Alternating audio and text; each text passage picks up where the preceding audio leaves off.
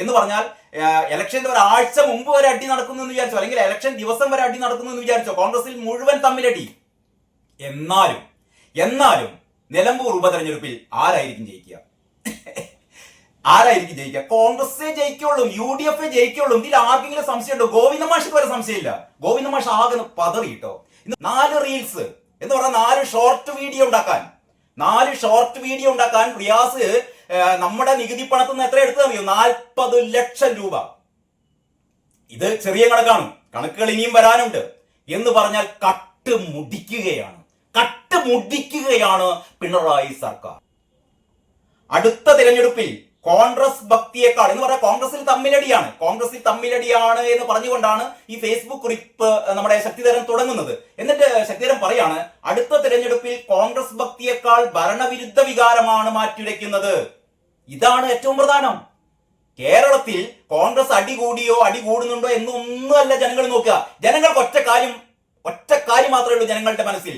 ഈ ഭരണവിരുദ്ധ വികാരം, ഈ ഇരട്ടച്ചങ്കൻ എന്ന് പറയുന്ന ഒരു ചങ്കുമില്ലാത്ത ഈ പിണറായി എന്ന് പറയുന്ന അധികാര ഭ്രാന്ത് മൂത്ത ഈ മനുഷ്യനെ എന്ന് ഇയാളുടെ മുഖത്തൊക്കെ പറയാൻ പറ്റുമോ? ആശാവർക്കർമാർ കേരളത്തിന്റെ ഒരറ്റത്ത് നിന്ന് മറ്റേ അറ്റത്തേക്ക് പട്ടിണി ജാഥ നടത്തിക്കൊണ്ടിരിക്കുകയാണ്. ആശാവർക്കർമാര് കേരളത്തിന്റെ ഒരു അറ്റത്ത് നിന്ന് മറ്റേ അറ്റത്തേക്ക് പട്ടിണി ജാഥ നടത്തിക്കൊണ്ടിരിക്കുകയാണ്. 232 രൂപ എന്ന് പറയുന്ന ഞങ്ങളുടെ ദിവസക്കൂലി ഒന്ന് കൂട്ടിത്തരൂ എന്ന് പറയുമ്പോഴാണ് മരുമകന് ഇവിടെ റീൽസ് ഉണ്ടാക്കാൻ വേണ്ടിയിട്ട് 2 കോടി രൂപ. അപ്പോൾ പറഞ്ഞു വരുന്നത്, ഈ 29 ദിവസം കഴിഞ്ഞ് റിസൾട്ട് വരുമ്പോൾ പിണറായി എങ്ങോട്ട് മുങ്ങും?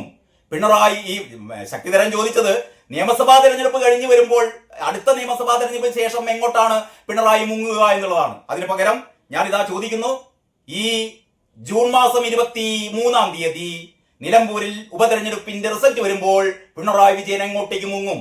റിയാസ് എങ്ങോട്ടേക്ക് മുങ്ങും? MP ഗോവിന്ദൻ എന്ന് പറയുന്ന അപ്പം ഗോവിന്ദൻ എങ്ങോട്ടേക്ക് മുങ്ങും? പറയണം, അന്തം തമ്മികൾ പറയണം. ആ പാട്ടൊന്നുകൂടി കേൾക്കല്ലേ?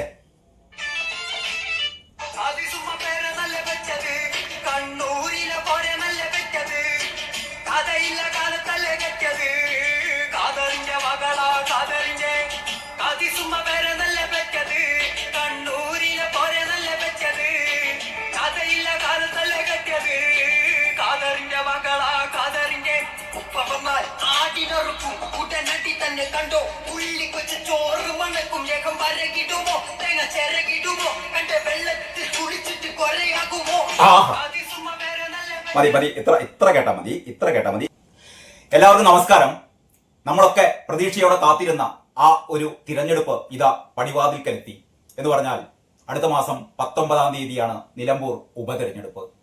23-ന് ഫലം വരുന്നു. ഇന്ന് ഞാൻ നിങ്ങളോട് സംസാരിക്കുന്നത് മെയ് മാസം 25-ാം തീയതിയാണ്.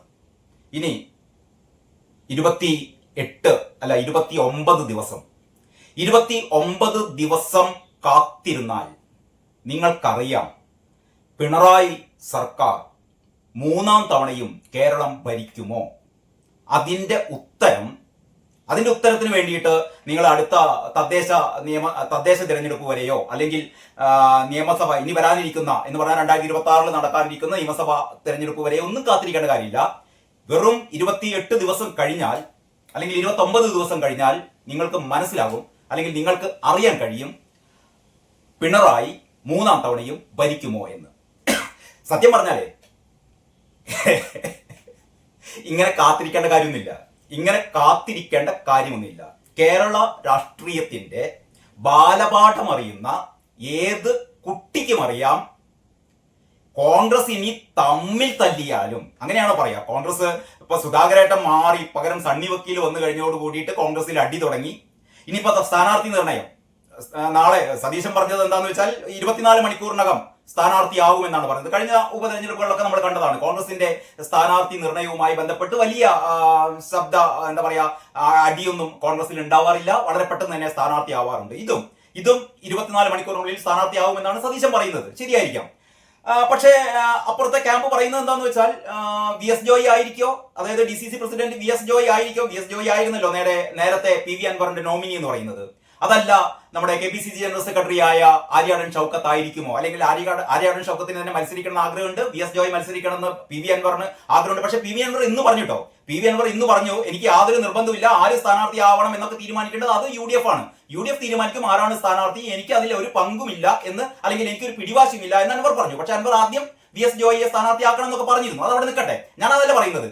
ഇപ്പം ഇങ്ങനെ ഒരു അടി ഉണ്ടായി എന്ന് വിചാരിച്ചോ, അതായത് VS ജോയി വേണോ അല്ലെങ്കിൽ ആര്യാടൻ ഷൗക്കത്ത് വേണോ എന്നതിനെ സംബന്ധിച്ച് കോൺഗ്രസിൽ മുട്ടൻ അടി നടക്കുന്നെന്ന് നിങ്ങൾ വിചാരിച്ചോ? എന്ന് പറഞ്ഞാൽ ഇലക്ഷന്റെ ഒരാഴ്ച മുമ്പ് വരെ അടി നടക്കുന്നെന്ന് വിചാരിച്ചോ, അല്ലെങ്കിൽ ഇലക്ഷൻ ദിവസം വരെ അടി നടക്കുന്നെന്ന് വിചാരിച്ചോ? കോൺഗ്രസിൽ മുഴുവൻ തമ്മിലടി. എന്നാലും നിലമ്പൂർ ഉപതെരഞ്ഞെടുപ്പിൽ ആരായിരിക്കും ജയിക്കുക?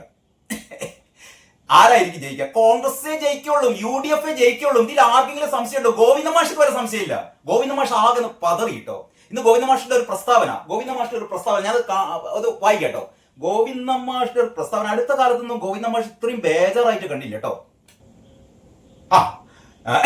ഗോവിന്ദ മാഷ് പറയുന്നത് PV അൻവർ യുദാസ്, അതായത് നിലമ്പൂർ ഉപതെരഞ്ഞെടുപ്പ് തീയതി പ്രഖ്യാപിച്ചു, ജൂൺ മാസം 19 എന്നും 23 ഫലം പ്രഖ്യാപിക്കുമെന്നുള്ള അറിയിപ്പ് വന്നപ്പോൾ നമ്മൾ ഗോവിന്ദ മാഷ് പറയാണ് PV അൻവർ യുദാസ്. എന്താണ് അതിന്റെ അർത്ഥം?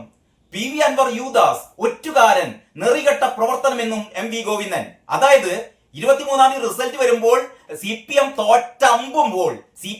തോറ്റമ്പുമ്പോൾ എന്ന് തന്നെ പറയട്ടെ, എന്ന് പറഞ്ഞാൽ CPM-ന് ഒരു ഗതിയും പരഗതിയും ഇല്ലാതെ ഏറ്റവും നാണം കെട്ട തോൽവി നിലമ്പൂരിൽ CPM ഏറ്റുവാങ്ങുമ്പോൾ അന്ന് ഗോവിന്ദൻ പറയേണ്ട മറുപടിയാണ് ഗോവിന്ദൻ ഇന്ന് തന്നെ പറഞ്ഞത്. ഒന്ന് നോക്കണം നിങ്ങൾ. ഇപ്പം തന്നെ CPM ഇപ്പോൾ തന്നെ തോൽവി സമ്മതിച്ചു. എന്റെ അന്തം കമ്പികളെ, ഇങ്ങനെയൊരു പാർട്ടി ഒന്ന് ആലോചിച്ച് നോക്കിയാട്ടെ. PV അൻവറിന് എന്തൊക്കെ പറഞ്ഞു. PV അൻവർ പോയി കഴിഞ്ഞു, PV അൻവർ ഞങ്ങൾക്ക് ഒരു ചുക്കുമില്ല, ഒരു ചുണ്ണാമ്പില്ല എന്നൊക്കെ പറഞ്ഞ ടീം ഇപ്പം പറയാണ്, എന്താ പറയുന്നത്? PV അൻവർ യുദാസ്. ഇതൊക്കെ പറയേണ്ട കാര്യം എന്താ? നിങ്ങൾക്ക് അത്ര ആത്മവിശ്വാസം ഉണ്ടെങ്കിൽ ഞങ്ങൾ ജയിക്കുന്നു പറഞ്ഞിട്ടാണ് മത്സരിച്ചാൽ പോരെ. അതിൽ പറയാണ് PV അൻവർ യുദാസ്, ഒറ്റുകാരൻ. അതിന്റെ അർത്ഥം PV അൻവർ ഞങ്ങൾ യുദാസ് ആണ്, അതുകൊണ്ട് ഞങ്ങൾ തോറ്റു എന്ന് ഗോവിന്ദ മാഷ് ഇപ്പം തന്നെ പറയാണ്. എന്ന് പറഞ്ഞാൽ CPM ഇപ്പോൾ തന്നെ സമ്മതിച്ചിരിക്കുന്നു നിലമ്പൂർ ഉപതെരഞ്ഞെടുപ്പിൽ ഞങ്ങൾ തോറ്റു എന്ന് പറഞ്ഞാൽ അതിന്റെ അർത്ഥം വരാനിരിക്കുന്ന തദ്ദേശ തിരഞ്ഞെടുപ്പുകളിലും അതിനുശേഷം 2026 നടക്കാനിരിക്കുന്ന നിയമസഭാ തിരഞ്ഞെടുപ്പിലും CPM എന്ന് പറയുന്ന പാർട്ടി തോറ്റമ്പി എന്ന് ആര് തന്നെ സമ്മതിച്ചിരിക്കുന്നു? CPM-ന്റെ സംസ്ഥാന സെക്രട്ടറി ഗോവിന്ദ മാഷ് തന്നെ സമ്മതിച്ചിരിക്കുകയാണ്. തീർന്നു, കേരളത്തിൽ ഇനിയില്ല. അപ്പോഴാണ് ഞാൻ ഇതാരും തന്നെ ഗോവിന്ദ മാഷ് പറഞ്ഞ അതിന്റെ ഒരു വാർത്ത ഇങ്ങനെയാണ്: നിലമ്പൂർ ഉപതെരഞ്ഞെടുപ്പിൽ ഇടതുപക്ഷം വലിയ കുതിപ്പ് സൃഷ്ടിക്കുമെന്ന് CPM സംസ്ഥാന സെക്രട്ടറി MV ഗോവിന്ദൻ. വലിയ കുതിപ്പ് സൃഷ്ടിക്കുന്നതാണ് മൂപ്പർ ആദ്യം തന്നെ പറയുന്നത്. എന്നിട്ട് പറയാണ് വലിയ വിജയം നേടാൻ ഇടതുമുന്നണിക്ക് നേടാൻ കഴിയും. വലിയ വിജയം കേരളത്തിലെ ആൾക്കാർ ഇങ്ങനെ എന്താ പറയാ, ഇടതുമുന്നണി ഇങ്ങനെ ജയിപ്പിക്കാൻ വേണ്ടിയിട്ട്, പിണറായി വിജയനെ വീണ്ടും ജയിപ്പിക്കാൻ വേണ്ടിയിട്ട്, അല്ലെങ്കിൽ പിണറായി വിജയന്റെ മരുമോനെ 3ാം തവണയും മുഖ്യമന്ത്രിയാക്കാൻ വേണ്ടിയിട്ട് അതിനുള്ളൊരു സ്പിരിറ്റ് ഇടതുമുന്നണിക്ക് കിട്ടട്ടെ എന്ന് വിചാരിച്ചിട്ട് നിലമ്പൂർ ഉപതെരഞ്ഞെടുപ്പിൽ ഇടതുമുന്നണിയെ ജയിപ്പിക്കാൻ വേണ്ടിയിട്ട് ഇവിടെ മുഴുവൻ ആൾക്കാർ ഇങ്ങനെ വരി നിന്ന് വോട്ട് ചെയ്യുന്നൊക്കെയാണ് പാവം ഗോവിന്ദൻ സഖാവ് പറയുന്നത്. എന്ന് പറഞ്ഞാൽ ഈ ഞങ്ങൾ ആദ്യം അങ്ങോട്ട് തോൽക്കും എന്ന് പറയാൻ പാടില്ലല്ലോ. അതുകൊണ്ട് എല്ലാവരും എന്താ പറയാ, ഇടതുമുന്നണിക്ക് വൻ വിജയം നേടാൻ കേരളം കാത്തിരിക്കുന്ന പ്രഖ്യാപനമാണ് തിരഞ്ഞെടുപ്പ് കമ്മീഷൻ നടത്തിയത്രേ. കേരളം കാത്തിരിക്കുന്ന പ്രഖ്യാപനം. PV അൻവറിന്റേത് ഇടതുപക്ഷത്തെ ഒറ്റിക്കൊടുക്കുന്ന നിലപാടാണ്. അത് കഴിഞ്ഞ ഉടനെ ഗോവിന്ദ മാഷ് പറയാണ് PV അൻവറിന്റേത് ഇടതുപക്ഷത്തെ ഒറ്റിക്കൊടുക്കുന്ന നിലപാടാണ്. അത് തുടക്കത്തിൽ തന്നെ ഞങ്ങൾ പറഞ്ഞതാണ് എന്നും ഗോവിന്ദൻ കണ്ണൂരിൽ വാർത്താ സമ്മേളനത്തിൽ പറഞ്ഞു. കണ്ണൂരിലാണ് മൂപ്പര് വാർത്താ സമ്മേളനത്തിൽ പറഞ്ഞത്. ആദ്യം DMK എന്നും പിന്നീട് തൃണമൂൽ എന്നും പറഞ്ഞ് അൻവർ യാത്ര നടത്തിയത് UDF-ന് വേണ്ടിയിട്ടാണ്. നെറികെട്ട പ്രവർത്തനമാണത്. അക്കാര്യം ഞങ്ങൾ ആദ്യമേ ചൂണ്ടിക്കാണിച്ചു. ഒടുവിൽ അവിടെ തന്നെ എത്തി. യുദാസിന്റെ രൂപമാണ് PV അൻവറിന്. UDF-ന് വേണ്ടി LDF-നെ ഒറ്റിക്കൊടുക്കുകയാണ് അൻവർ ചെയ്തത്. മനസ്സിലായല്ലോ? UDF-ന് വേണ്ടി LDF-നെ ഒറ്റിക്കൊടുക്കുകയാണ് അൻവർ ചെയ്തത് എന്ന് 23-ന് തിരഞ്ഞെടുപ്പ് ഫലം പുറത്തു വന്നാൽ ഈ ഗോവിന്ദൻ എന്ന് പറയുന്ന അപ്പൻ ഗോവിന്ദൻ പറയുന്നത് നിങ്ങൾക്ക് കേൾക്കാം. അതാണ് CPM എന്താ പറയാ, CPM-ന് സംഭവിക്കാൻ പോകുന്ന ഏറ്റവും വലിയ ദയനീയമായ തോൽവിയായിരിക്കും നിലമ്പൂരിലെ ഉപതെരഞ്ഞെടുപ്പ് എന്ന് നിങ്ങൾക്കൊക്കെ എല്ലാവർക്കും മനസ്സിലാവുമല്ലോ. അന്തംഗമികൾക്ക് അല്ലാത്ത ആൾക്കാർക്കൊക്കെ മനസ്സിലാവും. ഇവിടെ ജി ശക്തിധരൻ കഴിഞ്ഞ ആഴ്ച ഒരു ഫേസ്ബുക്ക് കുറിപ്പ് എഴുതിയിരുന്നേ. അതിന്റെ ഒരു അവസാന ഭാഗം ഞാൻ വായിക്കാം. ഫേസ്ബുക്ക് ഗ്രൂപ്പിന്റെ തലക്കെട്ട് തിരഞ്ഞെടുപ്പ് കഴിഞ്ഞാൽ കാരണഭൂതൻ എങ്ങോട്ട് മുങ്ങുമെന്നാണ്. തിരഞ്ഞെടുപ്പ് കഴിഞ്ഞാൽ കാരണഭൂതൻ എങ്ങോട്ട് മുങ്ങും. ശക്തിധരൻ ഇത് എഴുതിയത് നിലമ്പൂർ ഉപതെരഞ്ഞെടുപ്പിനെ കുറിച്ചിട്ടല്ല. കഴിഞ്ഞ ഒരു 7-8 ദിവസം മുമ്പ് ശക്തിധരന്റെ ഫേസ്ബുക്ക് കുറിപ്പാണ്. ശക്തിധരൻ എഴുതിയത് അടുത്ത നിയമസഭാ തെരഞ്ഞെടുപ്പിൽ, വരാനിരിക്കുന്ന നിയമസഭാ തെരഞ്ഞെടുപ്പിൽ തോറ്റാലല്ല തോൽക്കും, തോറ്റു കഴിഞ്ഞാൽ കാരണഭൂതൻ എങ്ങോട്ടായിരിക്കും മുങ്ങുക എന്നാണ് തലക്കെട്ട്. അതിൽ ഒരുപാട് ഒരു നീണ്ട ഫേസ്ബുക്ക് കുറിപ്പാണ്. അതിന്റെ ഏറ്റവും അവസാനം എഴുതുന്ന എങ്ങനെയാണ്: അടുത്ത തിരഞ്ഞെടുപ്പിൽ കോൺഗ്രസ് ഭക്തിയേക്കാൾ എന്ന് പറഞ്ഞാൽ കോൺഗ്രസിൽ തമ്മിലടിയാണ് എന്ന് പറഞ്ഞുകൊണ്ടാണ് ഈ ഫേസ്ബുക്ക് കുറിപ്പ് നമ്മുടെ ശക്തിധരൻ തുടങ്ങുന്നത്. എന്നിട്ട് ശക്തിധരൻ പറയാണ്, അടുത്ത തിരഞ്ഞെടുപ്പിൽ കോൺഗ്രസ് ഭക്തിയേക്കാൾ ഭരണവിരുദ്ധ വികാരമാണ് മാറ്റുരയ്ക്കുന്നത്. ഇതാണ് ഏറ്റവും പ്രധാനം. കേരളത്തിൽ കോൺഗ്രസ് അടികൂടിയോ അടികൂടുന്നുണ്ടോ എന്നൊന്നുമല്ല ജനങ്ങൾ നോക്കുക. ജനങ്ങൾക്ക് ഒറ്റ കാര്യം മാത്രമേ ഉള്ളൂ ജനങ്ങളുടെ മനസ്സിൽ: ഈ ഭരണവിരുദ്ധ വികാരം, ഈ ഇരട്ടച്ചങ്കൻ എന്ന് പറയുന്ന ഒരു ചങ്കുമില്ലാത്ത ഈ പിണറായി എന്ന് പറയുന്ന അധികാര ഭ്രാന്ത് മൂത്ത ഈ മനുഷ്യനെ എന്ന് ഇയാളുടെ മുഖത്തൊക്കെ പറയാൻ പറ്റുമോ? ആശാവർക്കർമാർ കേരളത്തിന്റെ ഒരറ്റത്ത് നിന്ന് മറ്റേ അറ്റത്തേക്ക് പട്ടിണി ജാഥ നടത്തിക്കൊണ്ടിരിക്കുകയാണ്.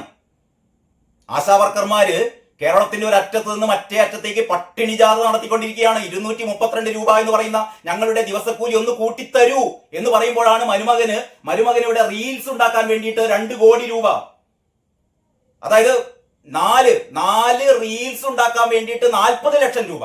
4 റീൽസ് എന്ന് പറഞ്ഞാൽ 4 ഷോർട്ട് വീഡിയോ ഉണ്ടാക്കാൻ റിയാസ് നമ്മുടെ നികുതി പണത്തിൽ നിന്ന് എത്ര എടുത്തു അറിയോ? 40 ലക്ഷം രൂപ. ഇത് ചെറിയ കണക്കുകൾ ഇനിയും വരാനുണ്ട് എന്ന് പറഞ്ഞാൽ കട്ട് മുടിക്കുകയാണ് പിണറായി സർക്കാർ. ഈ ജനങ്ങൾ കാത്തിരിക്കുന്ന എന്താ അറിയോ? ഒരു ഇലക്ഷൻ എങ്ങനെയെങ്കിലും വരട്ടെ, ഈ മനുഷ്യനെ ഈ ക്ലിഫ് ഹൗസ് കയറിയിട്ട് അല്ലെങ്കിൽ സെക്രട്ടേറിയറ്റ് കയറിയിട്ട് കസാര ഒന്നടക്കത്ത് പുറത്തേക്ക് വലിച്ചെറിയാൻ പറ്റില്ലല്ലോ. നമ്മൾ ഒരു ജനാധിപത്യ ഭരണകൂടമാണ്, ജനാധിപത്യ സംവിധാനങ്ങളാണുള്ളത്. അപ്പൊ ജനങ്ങൾക്ക് ഒരു ഭരണ വ്യവസ്ഥയോട്, ഭരണകൂടത്തോട് അതൃപ്തി തോന്നിയാൽ, അല്ലെങ്കിൽ വിരോധം തോന്നിയാൽ, അല്ലെങ്കിൽ ശത്രുത തോന്നിയാൽ ഒറ്റ കാര്യം മാത്രമേ ചെയ്യാനുള്ളൂ: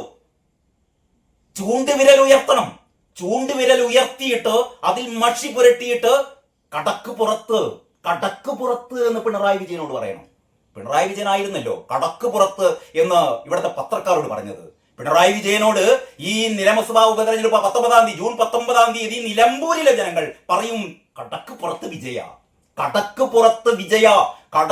പുറത്ത് കാരണഭൂതമേ എന്ന് ജൂൺ 19 നിലമ്പൂരിലെ ജനങ്ങൾ മറുപടി പറയാൻ പോവുകയാണ്. കോൺഗ്രസ് അടിച്ചോട്ടെ, കോൺഗ്രസ് തമ്മിൽ തല്ലിക്കോട്ടെ, കോൺഗ്രസ് അല്ല പ്രശ്നം, ഇവിടെ CPM ഇല്ലാതാവുക എന്നുള്ളതാണ് പ്രശ്നം എന്ന് ഇത് ഞാൻ പറയുന്നതല്ല, ശക്തിധരൻ പറയുന്നു, അല്ലെങ്കിൽ കേരളത്തിലെ മനസ്സാക്ഷിയുള്ള ഓരോ മനുഷ്യനും പറയുന്നു. പലർക്കും പുറത്തു പറയാൻ പേടിയാണ്. ഇനി ശക്തിധരൻ പറയാണ്, കേരളത്തിൽ അങ്ങോളം ഇങ്ങോളം അലയടിക്കുന്നത് ആ വികാരമാണ്, ഭരണവിരുദ്ധ വികാരമാണ് കേരളത്തിന്റെ ഒരറ്റം മുതൽ മറ്റേ അറ്റം വരെ അലയടിക്കുന്നത്. 140 സീറ്റിലും LDF തൂത്തെറിയുന്ന അവസ്ഥ ഉണ്ടാകുമോ എന്നാണ് കാണേണ്ടത്. ശക്തിധരൻ കഴിഞ്ഞ ആഴ്ച എഴുതിയ പോസ്റ്റ് പറയാണ്, അടുത്ത നിയമസഭാ തെരഞ്ഞെടുപ്പിൽ 140 സീറ്റിൽ ഒരു സീറ്റ് CPM ജയിക്കാൻ പറ്റുമോ? ഇനിയും ജി സുധാകരൻ പറഞ്ഞ പോലെ ഈ എന്താ പറയാ, ഇലക്ഷൻ സംവിധാനം അട്ടിമറിച്ചുകൊണ്ട് ജയിക്കാൻ ശ്രമിക്കുമായിരിക്കും. അതല്ലാതെ 140 സീറ്റിൽ ഒരു സീറ്റിൽ പോലും CPM ജയിക്കാൻ പറ്റില്ല എന്ന് ഒരുപക്ഷെ നിങ്ങൾക്ക് ഇത് കേൾക്കുമ്പോൾ അതിശയോക്തിയായിരിക്കും. ഒരതിശയോക്തിയുമില്ല. ഇവിടത്തെ ജനങ്ങൾ മുഴുവൻ അത്രമാത്രം സഹികെട്ടിരിക്കുന്നു. ഇനി ഒരു പക്ഷെ ഇവര് നമ്മളെ വേടനെ കൊണ്ടുവരികയായിരിക്കും. വേടൻ ഒരുപക്ഷെ നിങ്ങൾ കാത്തിരുന്നോ? ഞാൻ പറയുന്നത് നിങ്ങൾ എഴുതി വെച്ചോ. ആ നിലമ്പൂർ ഉപതെരഞ്ഞെടുപ്പിലെ ഏറ്റവും പ്രധാനപ്പെട്ട CPM ആകർഷണമായി, അല്ലെങ്കിൽ ഇലക്ഷൻ പ്രചാരണത്തിന്റെ മുന്നിൽ ഇവർ നിർത്താൻ പോകുന്നത് ആരെയാണെന്നറിയോ? വേടനെയായിരിക്കും. വേടൻ മറ്റേ ഹമാസിന്റെ തീവ്രവാദികളുടെ പതാകയൊക്കെ പുതച്ചിട്ട് വേടനെത്തും. ഗോവിന്ദച്ചാമിയെ പരോളിൽ കിട്ടുമെങ്കിൽ ഗോവിന്ദച്ചാമിയെയും കൊണ്ടുവരും. ഗോവിന്ദച്ചാമിയും വേടനും പിണറായിയുടെ ഇരുവശത്തും ഇരുന്നു കൊണ്ട് നിലമ്പൂരിൽ വോട്ട് തരണമെന്ന് പറയുന്ന അവസ്ഥ. ഏറ്റവും വലിയ രസം എന്ന് പറഞ്ഞാൽ, ഞാനിപ്പം നമ്മുടെ വേടന്റെ ഒരു പാരഡി കേട്ടിട്ടോ. ഈ വേടന് വേണ്ടിയിട്ട് ജയ് വിളിക്കുന്ന ആൾക്കാരോട് സങ്കടം തോന്നുകയാണ്. അതായത് വേടന്റെ ഒരു പാരഡി കേൾപ്പിച്ചേരെ. അതായത് വേടൻ ഈ കാട്ടിക്കൂട്ടുന്ന വേടൻ എന്ന് പറയുന്ന കേരളത്തിലെ സ്ത്രീ വിരുദ്ധനായ എന്ന് പറഞ്ഞാൽ ബലാത്സംഗവീരനായ വേടൻ എന്ന് തന്നെ പറയട്ടെ. കാരണം മീറ്റു അപവാദം പറഞ്ഞ ഞാൻ ഒരു വീഡിയോ ചെയ്തിരുന്നു. ഒരു പെൺകുട്ടി, തൃശ്ശൂരിലെ ഒരു പെൺകുട്ടി കേരളീയ മാസികക്ക് നൽകിയ ഒരു ഇന്റർവ്യൂ ഞാൻ കഴിഞ്ഞ തവണ ഒരു വീഡിയോ ചെയ്തിരുന്നു. അതിൽ ആ പെൺകുട്ടി വേടൻ അവളോട് നടത്തിയ ലൈംഗിക പീഡനത്തിന്റെ കഥ പറയുന്നുണ്ട്. ആ പെൺകുട്ടി വേടൻ തന്നോടൊരു മാപ്പെങ്കിലും പറഞ്ഞില്ലല്ലോ എന്നാണ് ആ പെൺകുട്ടി കരയുന്നത്. കാരണം വേടനെതിരെ നീങ്ങാൻ എല്ലാവർക്കും പേടിയാണ്. വേടനെതിരെ ഒരു വാക്ക് പറയാൻ പറ്റില്ല. വേടനെ ആൾക്കാരുടെ മുഖത്ത് നോക്കി മൈരന്മാരെ എന്ന് വിളിക്കാം, എടാ മൈരന്മാരെ. പല പ്രാവശ്യം വീഡിയോകളുണ്ട്, ഞാൻ ഇട്ടുതരാം. പല വീഡിയോകളുണ്ട്. വേടൻ അഭിസംബോധന ചെയ്യുന്നത് വേടന്റെ ആരാധകരെ, ചെറിയ കുട്ടികൾ മുതൽ വയസ്സായ അപ്പൂപ്പന്മാരെ അമ്മൂമ്മമാരുടെ മുഖത്ത് നോക്കി എടാ മൈരന്മാരെ, മാറി നിൽക്കടാ മൈരന്മാരെ, പറഞ്ഞു കേട്ടില്ലേ മൈരന്മാരെ എന്ന് മൈരന്മാരെ എന്ന് വിളിക്കുന്ന വേടനാണ് CPM-ന്റെ. ഗോവിന്ദമാഷ് പറയുന്നത് വിപ്ലവ സൂര്യനാണ് വേടനെ കൊണ്ടുവരും, ഗോവിന്ദസ്വാമിയെയും കൊണ്ടുവരും. ഇവര് രണ്ടു കൂട്ടരുമായിരിക്കും ഈ CPM-ന് വേണ്ടി തേർത്തളിക്കുക. ഇതാണ് CPM-ൽ സംഭവിക്കുന്നത്. അതുകൊണ്ടാണ് ഞാൻ വേടന്റെ ആ ഒരു വീഡിയോ, വേടന്റെ ഒരു പാരഡി നിങ്ങൾക്ക് കേൾപ്പിച്ചു തരാം കേട്ടോ.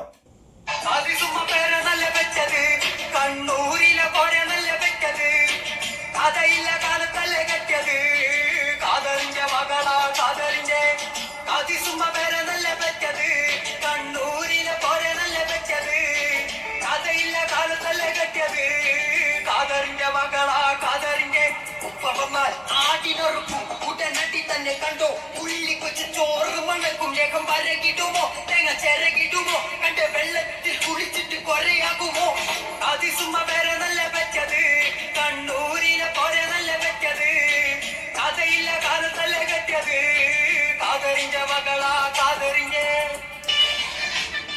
എങ്ങനെയുണ്ട്?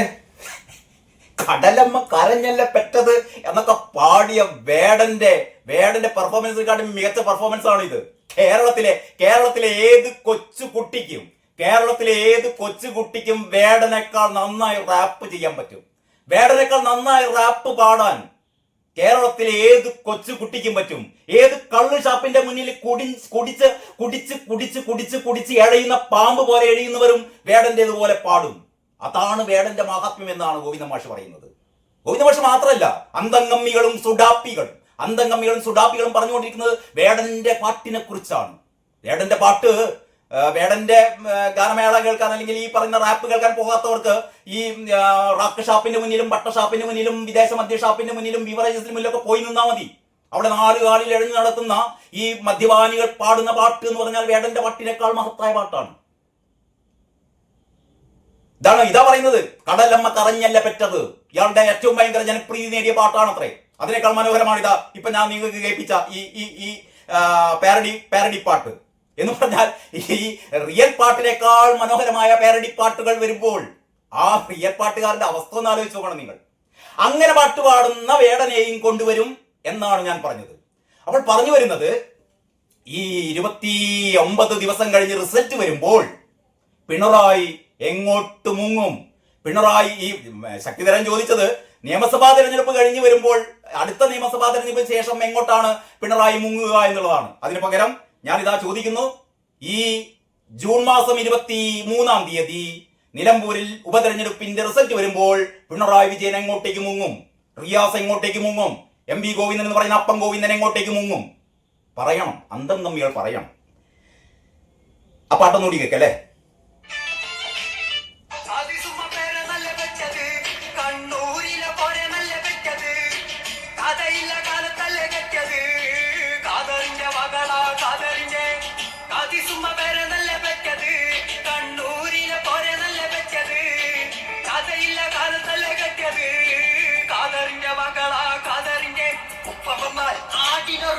ഉടനടി തന്നെ കണ്ടോ ഉള്ളിക്കൊച്ച് ചോറ് മണക്കും ലേഖം വരകിടുമോ തേങ്ങ ചിരകിടുമോ കണ്ട് വെള്ളത്തിൽ കുളിച്ചിട്ട് കൊറയാകുമോ.